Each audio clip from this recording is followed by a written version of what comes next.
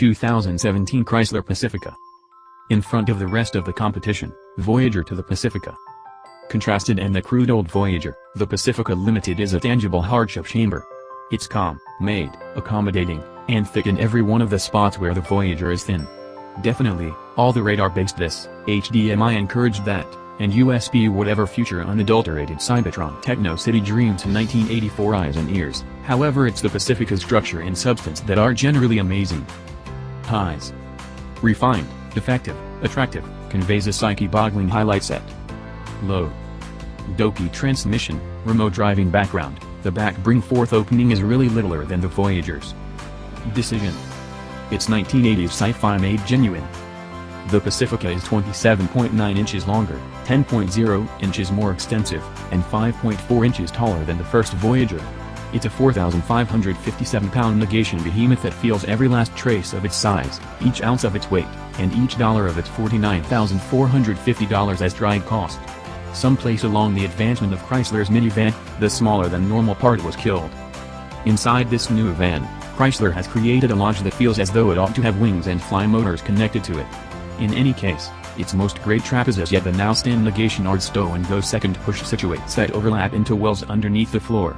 Join with the fold-away third push seat, straightening the floor of the Pacifica takes about as much time as it does to discharge one seat hook on the Voyager's removable seats.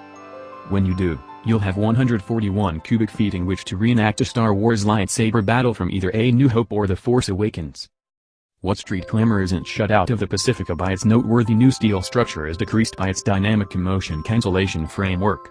In the interim, the weight spared by the aluminum control arms on the strut front suspension is likely devastated by the heaviness of the discretionary 20-inch aluminum Haggles/50R20 tires. Also, indeed, there's a vacuum cleaner mounted amidships in the Limited to assault the family flotsam and jetsam feel. It sucks. While a module crossbreed Pacifica is coming soon, presently the main powertrain offered is the natural 3.6-liter Pentastar V6 nourishing Chrysler's currently universal 9-speed programmed transaxle.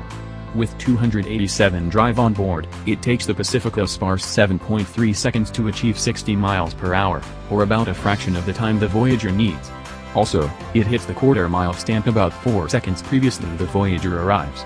Regardless of all that, it betters the Voyager's EPA-appraised 17-mile-per-gallon city mileage by 1 mile per gallon, and its 28-mile-per-gallon interstate rating is an entire 8 miles per gallon superior to anything its antiquated ancestors, even with the 1984 figures refreshed to the present more preservationist evaluations.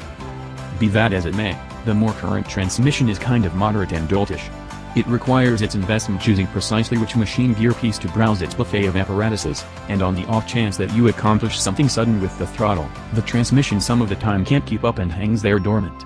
Amid travel, it will arbitrarily attempt different apparatuses, obviously out of unadulterated eccentricity. The T-115 advanced into the present Pacifica through a progression of incremental advances, the vast majority of which couldn't have been anticipated 32 years back. However, as refined as this new van seems to be, it's feeling the loss of the direct mechanical engagement of its predecessor. It needs a touch more Dukes of Hazzard and somewhat less Airwolf.